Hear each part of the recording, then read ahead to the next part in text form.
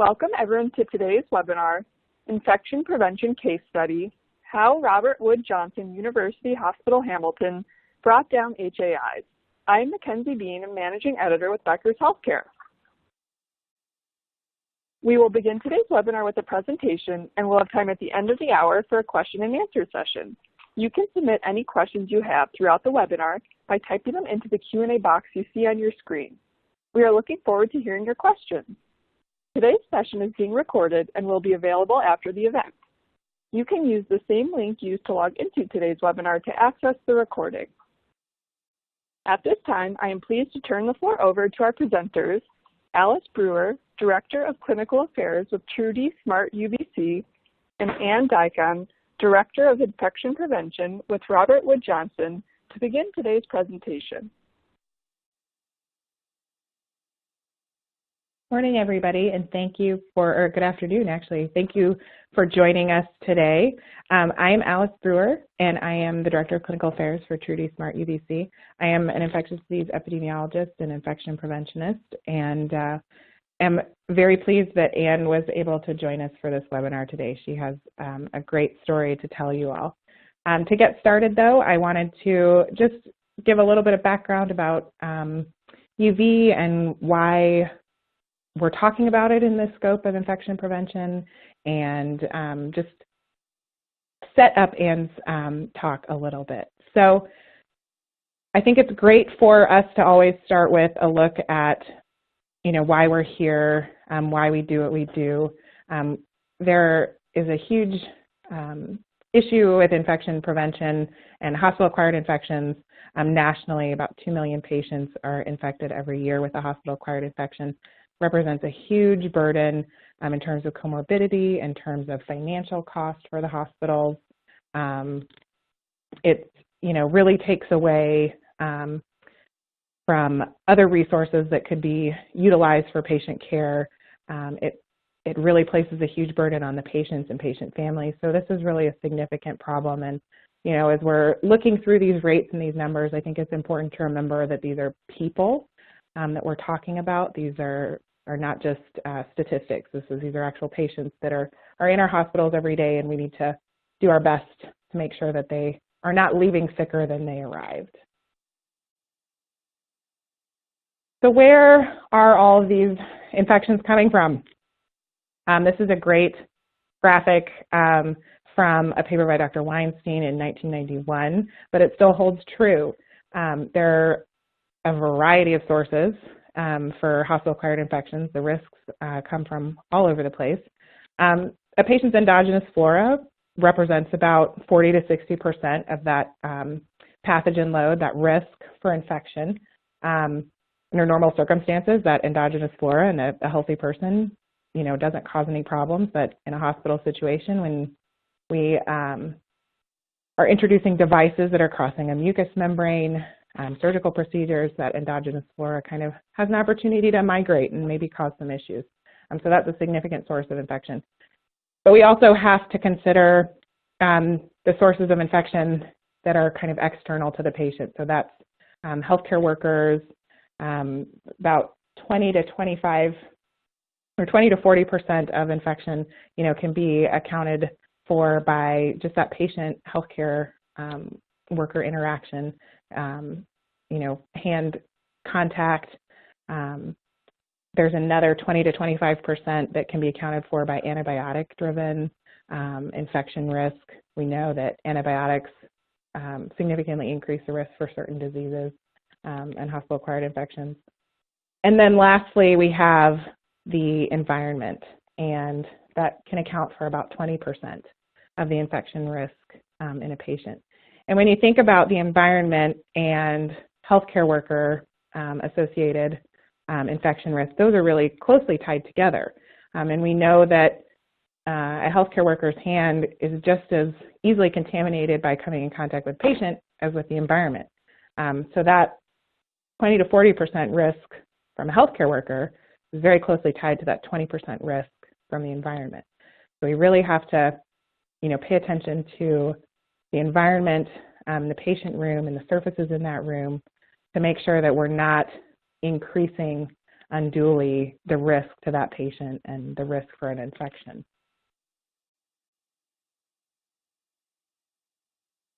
So knowing that, surfaces in the environment in a room are really critical to preventing infection, we have to look at what in the room needs to be disinfected then. And there really isn't any epidemiological evidence that says one surface in a room is more likely to cause an infection than another surface. I think we've all seen in a hospital room, it can be very busy, very crowded. You get family in there. You have a variety of healthcare workers coming and going.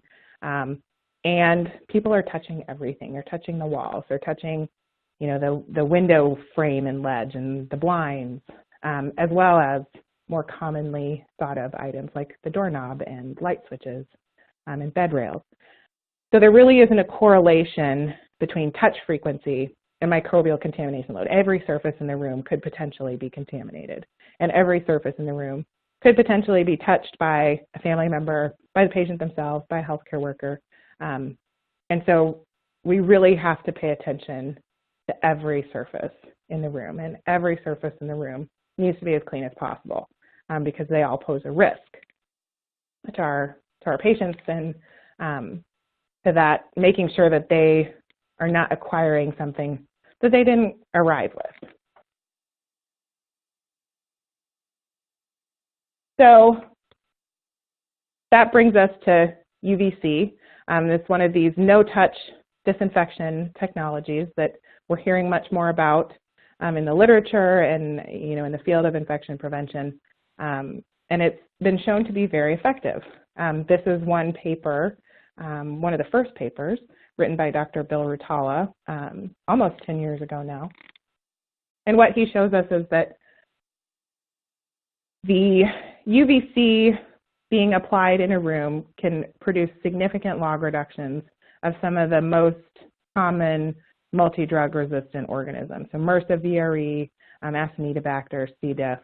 And not only is it effective in the direct line of sight, so those surfaces that are receiving, direct rays of light, like the surface of a bedside table or the front side of a chair. It's also effective in the indirect areas or the shadowed areas of a room or a space, so perhaps the underside of a bedside table or the back side of a chair. So we're really, truly seeing a total room disinfection, not just these high-touch surfaces. We're really getting every surface in the room from the ceiling down to the floor, which, as we saw in the previous slide, is really critical for our patients. We really need to get every surface. This is another paper from the UK, and I like to show this one because it shows a few different pathogens. We have Aspergillus on here, so mold, but also looking at the OR space, which we know is important for prevention of hospital-acquired infections. And just further proof and example of the log reductions that you can see, both in direct line of sight spaces, but also shadowed spaces. So by using UV in a room, you're not just getting those high-touch surfaces. You are getting those other surfaces in the room that might not be considered high-touch, but still could be containing some contamination, some microbial load, and are posing a risk to a patient that's in that room. So we can see that UV is working. There's a lot of literature out there. These were just two papers. There are a large number of studies out there, not just on Trudi, but UVC in general has been proven to be very effective. And, Trudi, I think, has the largest number of papers out there for you to find. But we know that UVC works and that it's effective at killing these pathogens. But what I tell people all the time, and what I think is really important, is that UV is not a so-called silver bullet. It is not a standalone solution. You really cannot apply it in your hospital and expect that that alone is going to reduce your infection significantly. it really is important that UVC is included in a bundled type of strategy. So you're implementing it alongside multiple other interventions aimed at hospital acquired infection reduction. So good hand hygiene, good manual disinfection, good maintenance and monitoring of central line and catheter care, all of these things that I think we talk about and work on a lot in infection prevention, they need to be in place as well when you're talking about adding UV. I believe that Anne is going to speak to this as well. They have done a great job at RWJ in looking at this from a multidisciplinary standpoint. But just to give a brief background on kind of the bundle approach to UV, I think the first thing to think about is what makes a successful bundle. These are kind of the intangible things that I think really have to be in place no matter what we're talking about. And it really starts with culture. Everybody has to kind of be on board and agree that this is the right thing for the hospital. And, everybody's kind of aligned with what the process is going to be and how this is going to go forward. Kind of leading to that is the idea of multidisciplinary teams. This is not a solution to be implemented only by infection prevention or only environmental services. We really have to include everybody in the hospital, nursing and administration and caseworkers even. We really have to make sure that we are including everybody that is involved in patient care, everybody that's involved in quality improvement at the hospital, because everybody has a role to play and needs to kind of be aware and on the same page with the interventions being implemented. Education is a huge piece of that as well. It's not enough just to tell everybody what you're doing. And, we're implementing UVC at our hospital. People need to know why. What's the reason for it? And what do we hope to gain from it? And, what is the science? What is the reason why we're doing this? I think it's great when you can have that conversation about, well, this is the research that we did and this is why we made this selection. And that's really important. And then kind of the ongoing piece of that is monitoring the process and making sure that we're not running into any barriers. And if we are, we're dealing with those and, moving past them in a way that makes sense and making sure that the intervention is being implemented as planned and that there are outcomes that are expected. And if not, why? And what can we do to kind of address that? So those are all things that I think are really important to a bundle, not just for including UVC, but really any approach, any strategy that you're attempting to apply towards infection prevention or hospital-acquired infection reduction. So there are a few papers, I think, that speak to this really nicely. This one was looking at Mercer Reduction. And, they implemented quite a bit of changes and saw some significant reductions. And I think, speaking to what I mentioned in the previous slide, changing the culture and looking at some specific elements of the intervention, so active surveillance and screening. And if you go through and read this paper, they did a lot of education and ongoing monitoring, and they were really able to see, a significant reduction to their Mercer rates. This was one that was conducted at the University of North Carolina.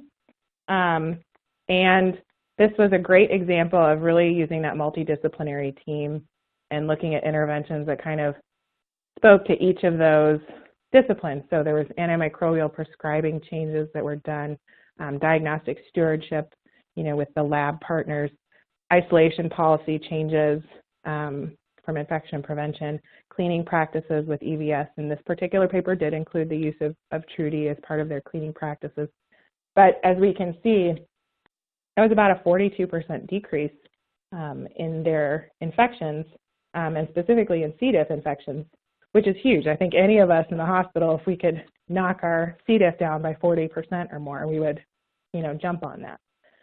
But this is a great example of if this was not one team or one individual department or one individual strategy that did this. This was really a joint effort. It was multiple interventions. It was multiple disciplines and team members working together to address an issue in the hospital. And then this last paper I wanted to share with you was, again, a multidisciplinary program in the OR, so a little bit different than patient rooms, but again, looking at multiple disciplines within the hospital. So antimicrobial stewardship, environmental services with, increasing their UVC cleaning strategy, hand hygiene and PPE signage, which is often the realm of infection prevention, and then diagnostic stewardship again. So really paying attention to all of the pieces of that infection prevention strategy to make sure that everybody's working together, everybody's on the same team, and everybody is aware of what everybody else is doing. And they were able to see a 28% decrease in C. diff among their surgical patients, which is really huge. We know that surgical patients, they can be very vulnerable depending on the surgery that they had, and a C. diff infection in those patients can be really devastating. So this was a huge win for this hospital. So we, talked about bundles and, why they're important and what they can do. And the natural question is, why should we include UVC in these bundles? Well, we know from Dr. Ritala has said that, the interventions that we're used to using, effective surface disinfection, thoroughness indicators like ATP and fluorescent tagging, have not been enough to get to that consistent level of cleaning that we need. And UVC is an added layer of cleaning that can get to a higher level of disinfection and get more of these surfaces clean. So not just the high touch areas, but really every surface in the room clean. So it's really beneficial to patients to add that extra layer on to cleaning of the room and preventing those infections. So, moving on, so if we agree that we should have a bundle and we agree that UVC should be a part of that bundle, we have to think about how we're going to decide what device to get. There are a number of devices on the market. I think as an epidemiologist, I am constantly telling people, look at the literature, do your research, make sure that you are understanding what's out there and available to you.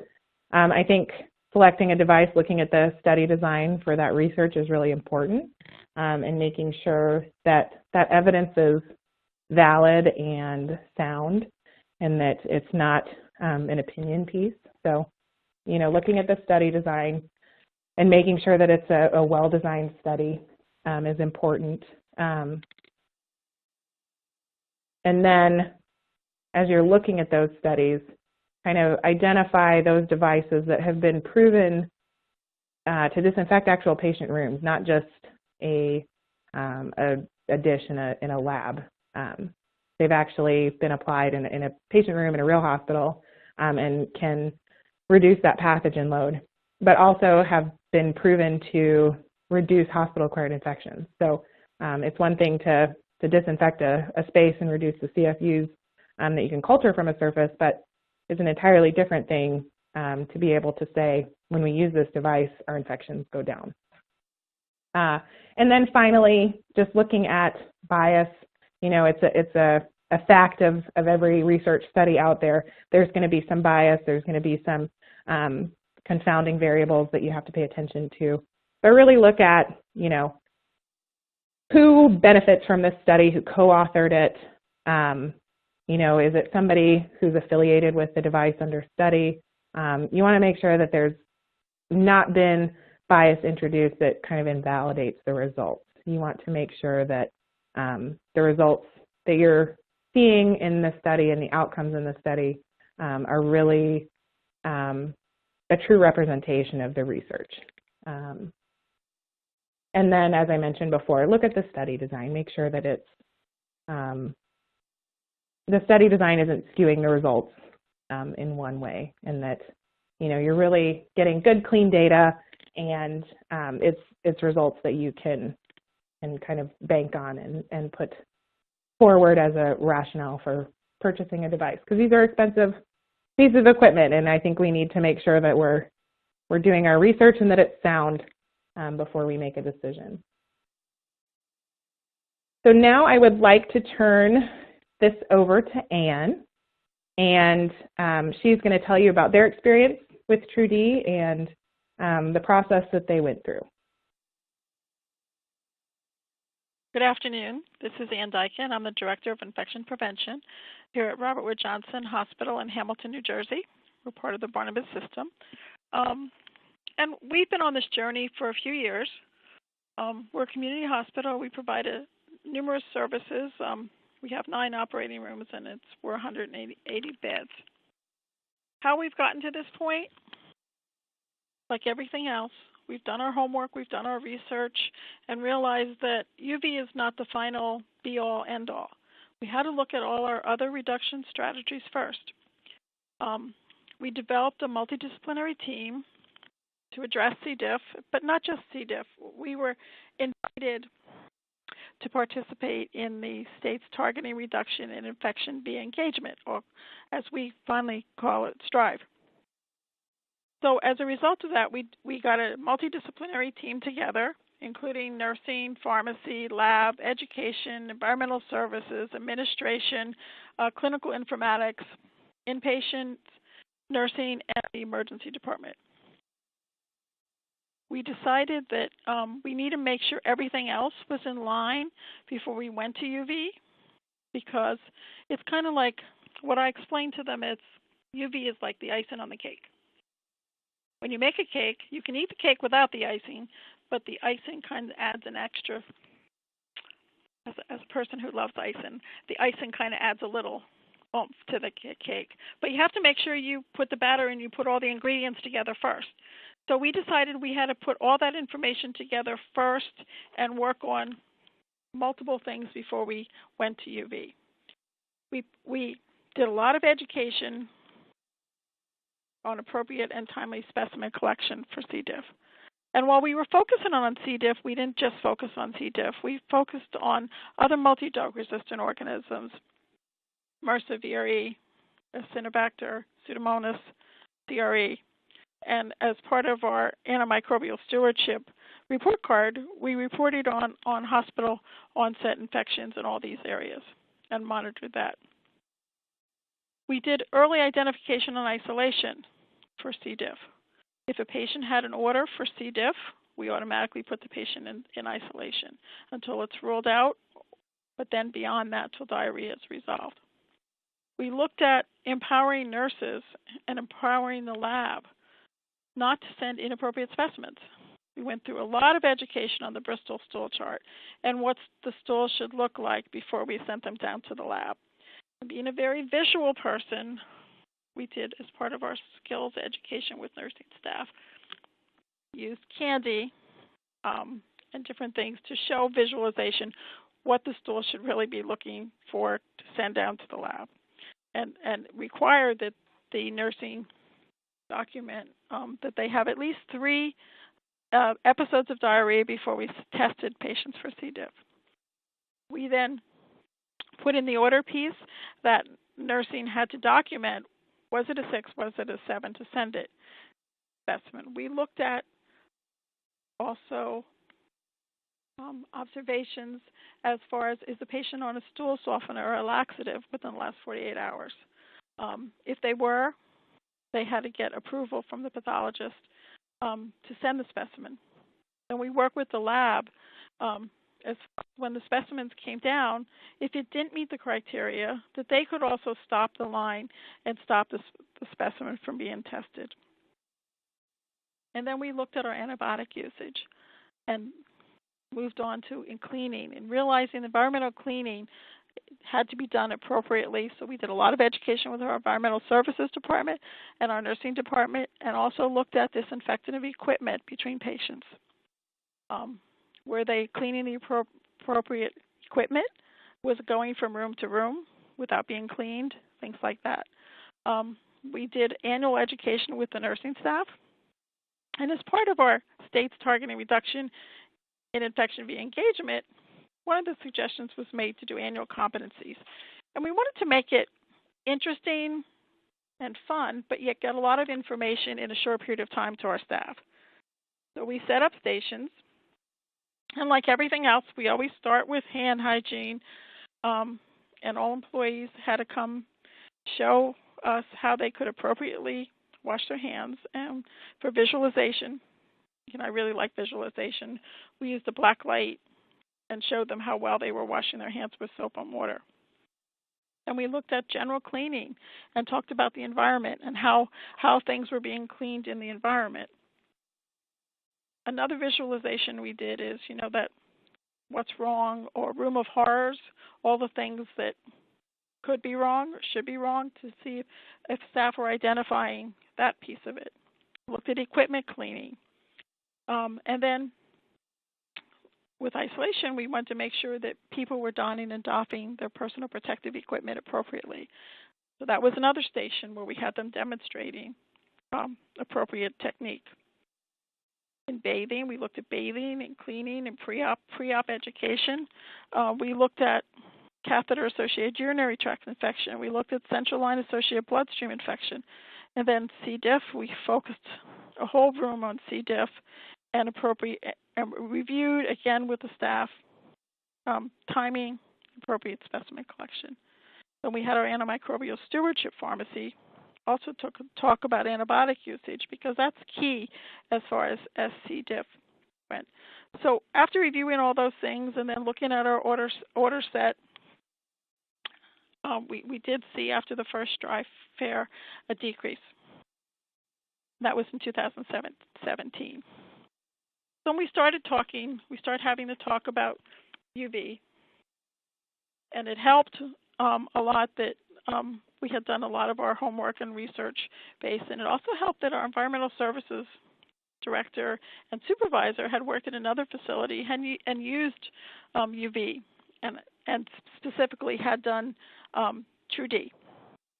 So they were very comfortable with the use of UV, and also was telling us things like, it was evidence-based, and looking at some of the studies that you just heard about. We had looked at a lot of those studies and realized this Trudi did not require additional FTEs, which, as a plus from an environmental standpoint, is very important.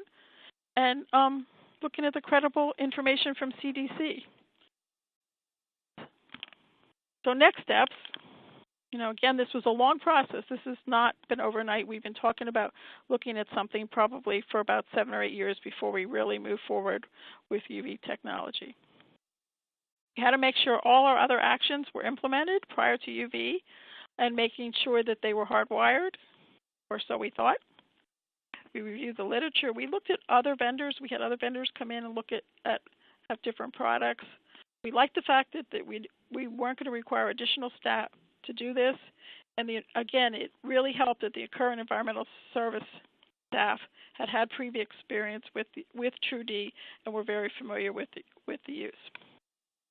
So we had another Stri Fair again last November, reviewed it all again, and saw some continued improvement, but not where we really wanted to be. So in February,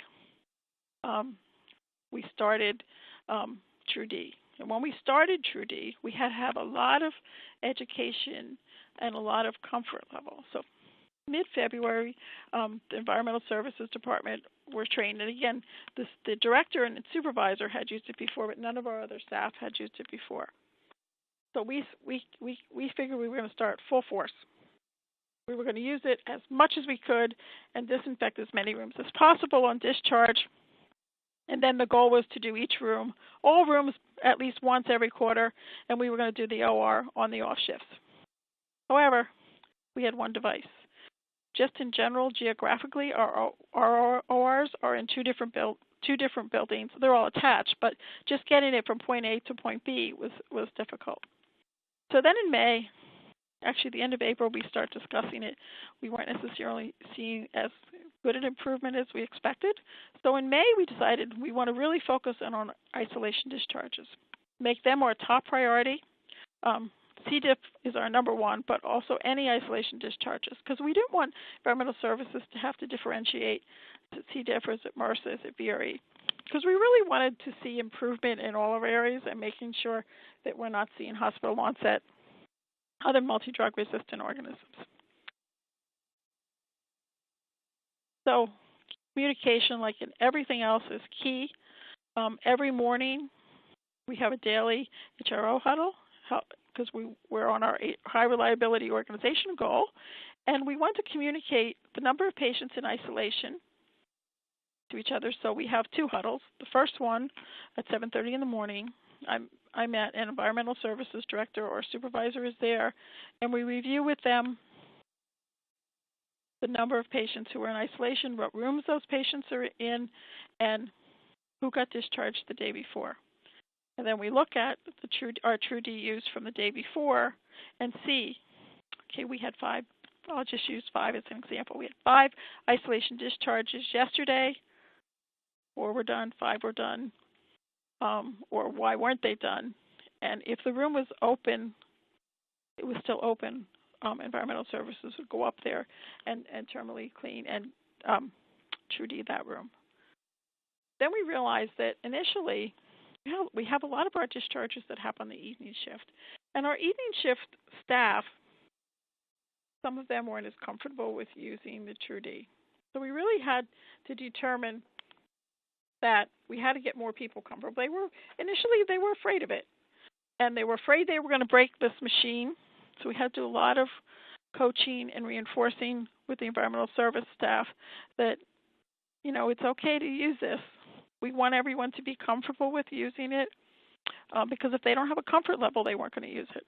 And it shouldn't only be the supervisors and a few people. So we realized that more operators were definitely needed, and we also needed to get nursing comfortable with why we are supposedly holding up clean rooms for patients. So we did a lot of education with nursing staff too as to what we're doing, why we're doing it, and how the process is working. So we again communicate with everyone. We did more education with the environmental services staff and increased the number of operators. So we went from really 3 or 4 who were pretty comfortable with using it up to 12 operators who are now fairly comfortable with using the system. So we saw some success, and I have this graph here over the last couple of years how, you know, initially we do a strive here, go up, then we go up, we go down, we up and down. And then in first quarter, we started using Trudi, and this is the SIR. It was based on our goal was to be under 1, which last year we hadn't been, and the year before we hadn't been either. So the first quarter, we saw some good success. Second quarter, we saw continued success. And then the third quarter. So in the third quarter, we saw an increase. So it was an unexpected increase. And when we looked at our data on the third quarter, it was not necessarily in rooms where we had Trudi. It wasn't like the patient was in there, and we looked at that. And then we found it was difficult to find a specific source that led to this sudden increase. So we executed a plan, and we focused on unit disinfection, intense cycle cleaning, and then using UV in all those rooms in addition. But we wanted to also look at what was the break-in process that was occurring, and we were seeing it happening from, you know, like one patient would be in one room, and then while that patient was in isolation for C. diff, maybe 2 doors down, another patient would become positive. So we looked at and we found out the common factors were antibiotic usage, and then we also wondered and still kind of surmising that things were going from room to room without being cleaned terminally. So again, we revisited everything else, and we planned on having another Stri Fair. So we're in the process of doing our 3rd Stri Fair, and all employees are expected to come to that. And we added Trudi as one of the rooms in the Stri Fair too, so that employees would understand what we're doing and why we're doing that, and is also looking at all the cleaning piece of it. So our challenge continues, and I tell the staff that just because we have Trudi doesn't mean we can skip any of the other additional pieces. We're really trying to get more staff involved, get more staff understanding the whole process, and then also getting staff on the nursing units to question if we're not following our hardwiring practices. And then we're doing education to all staff, as we're doing that as part of our strive fair, and reviewing the processes over and over and over. What feels like it's over and over and over again. Our other future goals are to improve our discharge times, because that was one of the other things we identified. Many times we were having multiple patients being discharged on multiple units at the same time, making it difficult to then terminally clean the rooms and use Trudi, especially when it was from one building to another building. And another future goal, my future goal, is to get another Trudi and use that Trudi specifically for the OR, because one of the other things we were identifying is we had hopes of using Trudi multiple times during the week in the OR, but found that during the evening shift and even sometimes into the night shift, the Trudi was being tied up using discharge cleaning. So while we had an increase in third quarter of our C. diff, during the time that we've been using Trudi, we've seen improvements in our other multi-drug-resistant organisms, hospital onset. And while we're seeing an increase in community onset ERE, ESBL, and Pseudomonas, we're not seeing that reflective in our hospital onset infections in those particular organisms. We've seen an improvement in our Mercer rate and in our VRE rate as well. Along with all of that, we're really focusing on our hand hygiene rate, and our hand hygiene observations have been increasing, and we're seeing improvement in our hand hygiene operations. So the story continues, and the challenge continues, and that's where we're at as of today.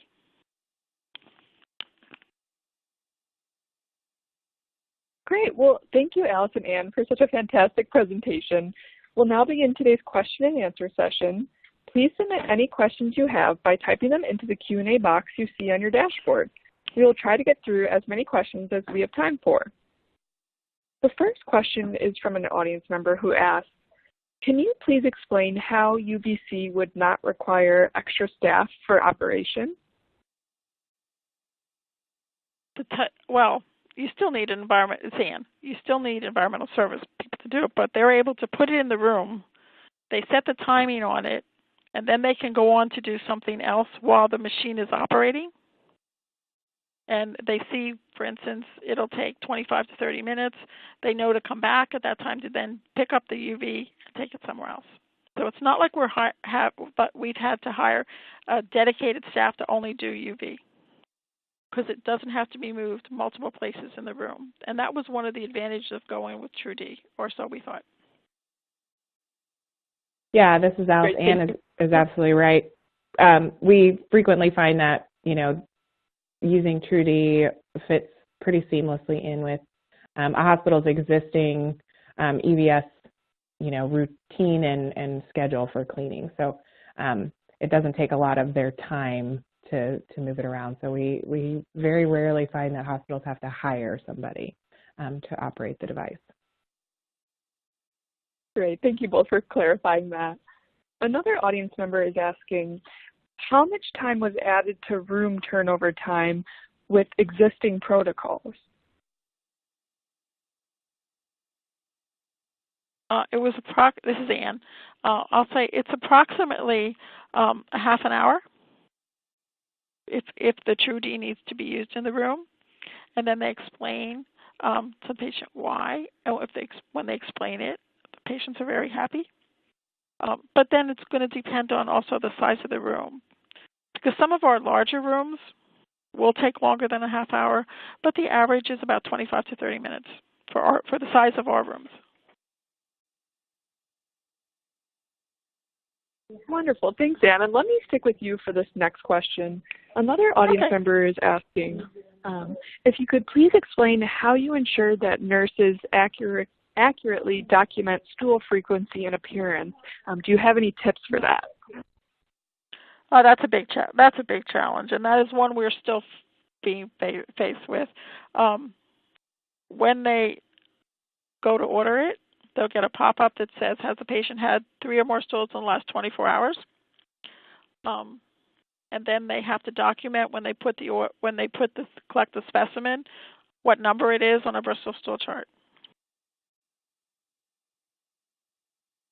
And as far as the nursing documentation about those 3 stools, that is something we still have a challenge for documentation from nursing, and which is why we're stressing it again as part of this annual skills day that we're doing on specimen collection, and also as part of our Strive Fair. Does that answer it? Yes, thank you so much.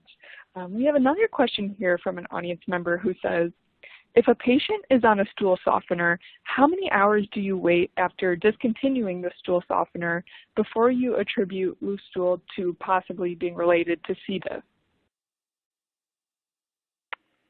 A good question.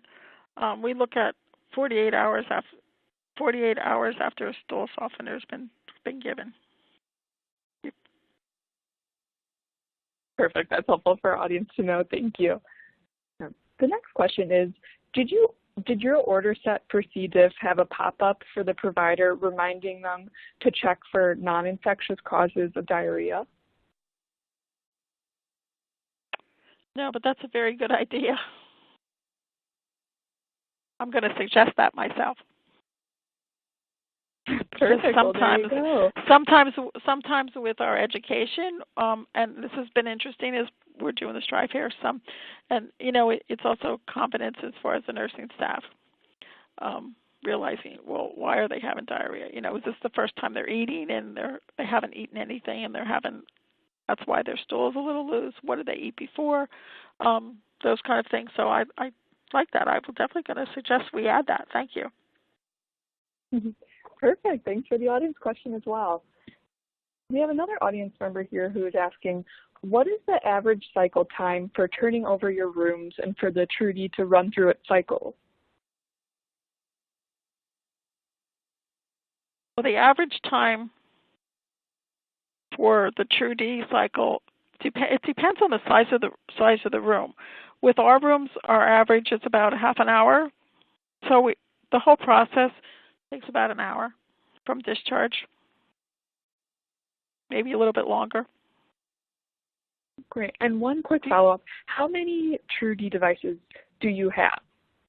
We only have one, unfortunately, right now, which is why my dream is to at least get another one, because that's when we miss it. That seems to be the issue. It's already it's in use somewhere else. Wonderful. Thanks, Anne.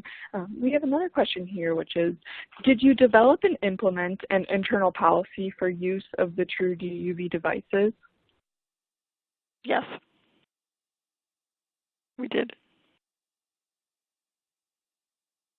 Perfect. And would you be able to offer any other insights about what that policy should entail or how you communicated it to staff members?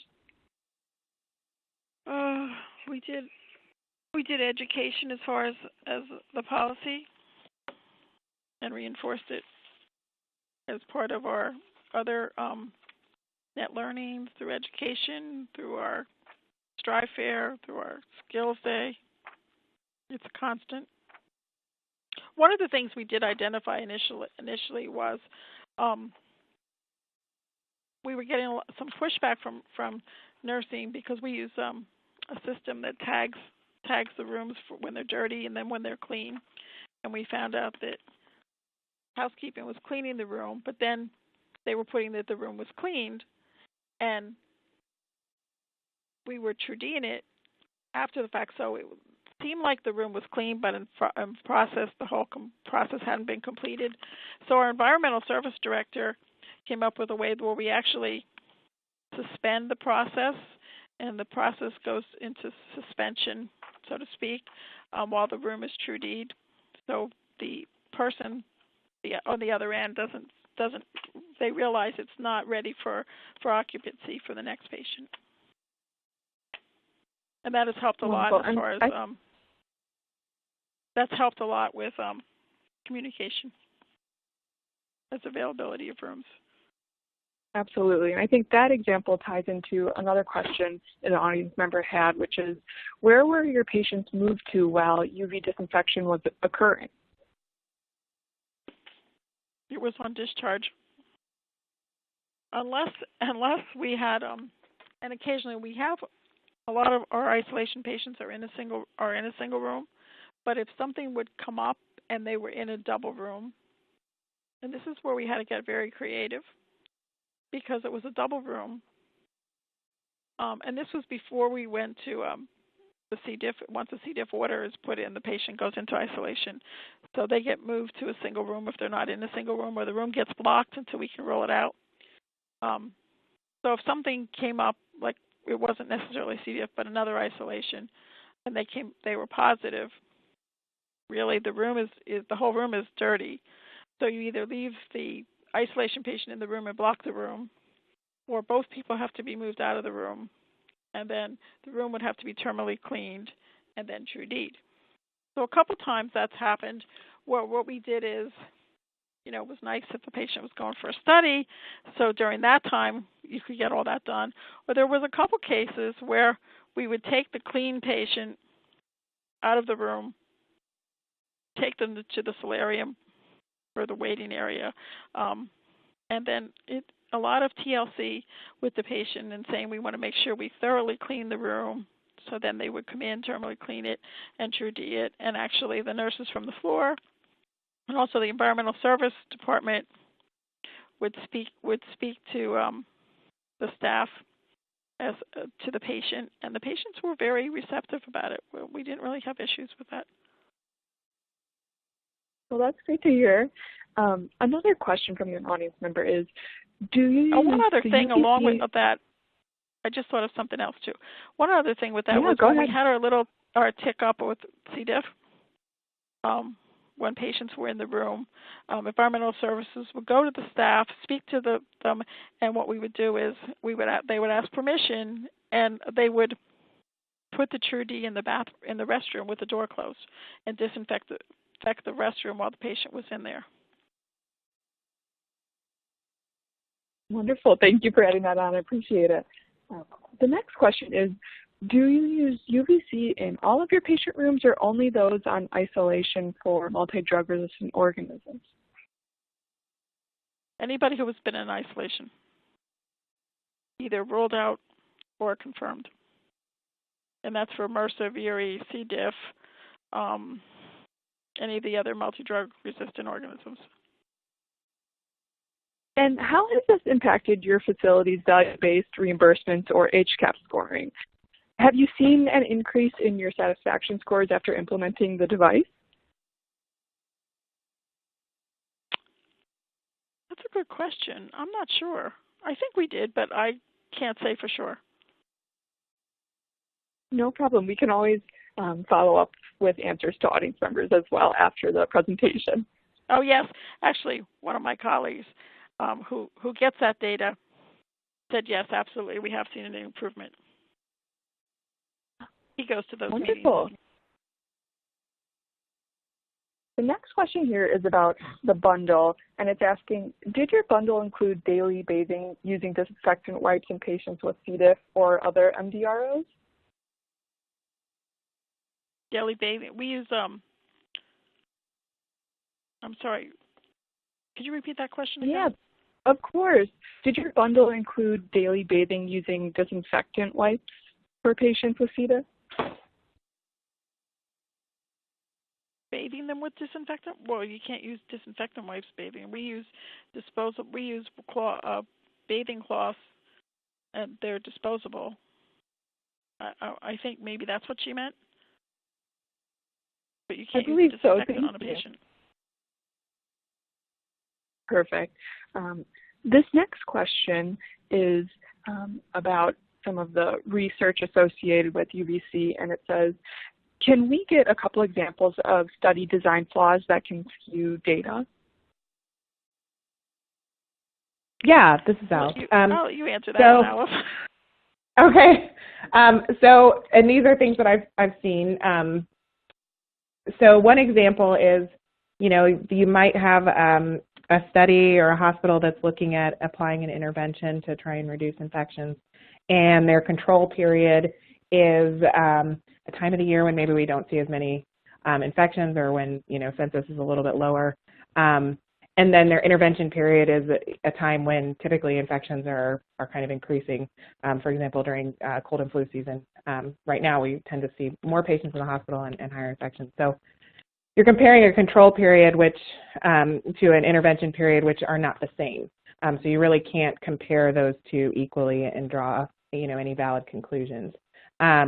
Another example would be applying an intervention in a different unit than what your control unit was. So if you're looking at infections on just your standard med surg floor, but you're looking at an intervention in an ICU unit, or vice versa. So you really have to make sure that your control and your intervention study periods are as closely matched as possible. So that a couple of examples of what might skew the data. Yeah, thank you for sharing those. I appreciate it, Alice. And let me actually stick with you for the next question. This audience member is asking, what is the recommended number of UVC units per, say, 100 patient beds or 500 patient beds? What should that ratio be like? Well, that's a little bit dependent on the hospital, but what we do as a partner with you as a hospital is we will look at how many beds your hospital has, how they're kind of arranged. A hospital that's a single block building is very different than a hospital that has multiple towers. But typically, a hospital that has 100 to 200 beds, we can usually get a good program implemented with one device. You start getting up above 200 and into 300 and 400 bed hospitals, you need maybe an additional device or two to really get to those patient rooms. And then, as Ann mentioned, they're wanting to use their devices in the OR. And oftentimes we find that we need a device dedicated just to the OR because it gets a little bit too difficult logistically to share that device between discharges happening on second and third shift and OR cleaning happening on second and third shift. Great, thank you so much for touching on that. And I believe the next question is for you. This audience member was hoping if you could share your overall CVI rate since starting with Trudy.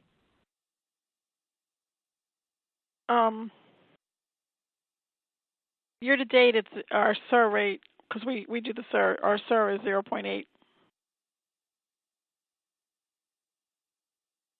Perfect. And that's including that third quarter increase.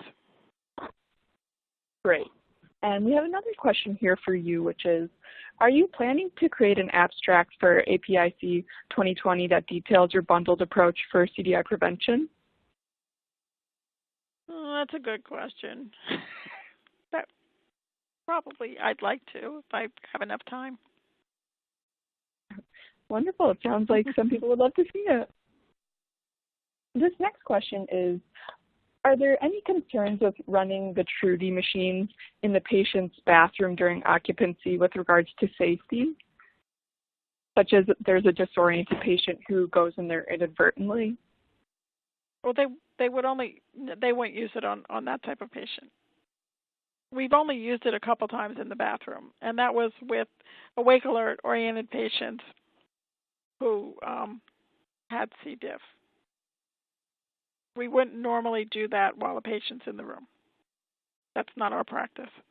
And we definitely wouldn't do it if we had a confused patient. That makes a lot of sense. Thank you. Another audience member is wondering what kind of maintenance is required of the UVC equipment, and does this fall on the manufacturer or on the site maintenance staff? Was that for me? Or I'm sorry. I can answer that one, Ann. So These devices actually require very little maintenance, and we do offer a warranty, a service warranty on the devices. So they are completely covered top to bottom, and we have field service techs that can come out and help with that. We do have some hospitals whose maintenance department, so biomed department, will take over and maintain the devices themselves, but they are very minimal in terms of maintenance. We have devices that have been in use for over 10 years and are still very operational and just as good as they were when they arrived at the hospital. Perfect. Thank you so much for elaborating on that. And it looks like this next question is for you. The audience member is asking, what chemistry do you use for your daily clean and terminal clean? Is it a sporicide, a quat alcohol, improved hydrogen peroxide? We use oxycide. Wonderful. And the next question is, how many operators do you actually have trained to use the UVC devices? Well, I should have said that oxycide is a sporicidal. And we have 12, currently we have 12 employees that are able to use the device. Perfect. Thanks again, Anne. Including one on night shift who also uses it now, and they've gotten much more comfortable about using it. It was interesting at first, the fear that they had of using it, some of them. Oh, that is very interesting. And I'm seeing here we actually have one follow-up on the disinfectant wipes question we had earlier. This audience member is asking, what type of disinfectant wipes do you actually use in your bundle? We use the bleach wipes for a patient who has C. diff or diarrhea, and we use the non-bleach ones for MRSA and VRE and other organisms. I don't Perfect. think Thank you so much for clarifying that. And the next question is, did you utilize UV reflecting paint or wall surfaces to assist with the UVC disinfection? Could you repeat that question? I'm sorry. Absolutely. Did you utilize any UV reflecting paint or wall surfaces to assist with UVC disinfection? No. Wonderful. Well, it looks like that is all the time that we have left for today. I want to thank Alice and Anne for such an excellent presentation and Trudy for sponsoring today's webinar. Hope you enjoy the rest of your day, and we look forward to having you join us for future webinars.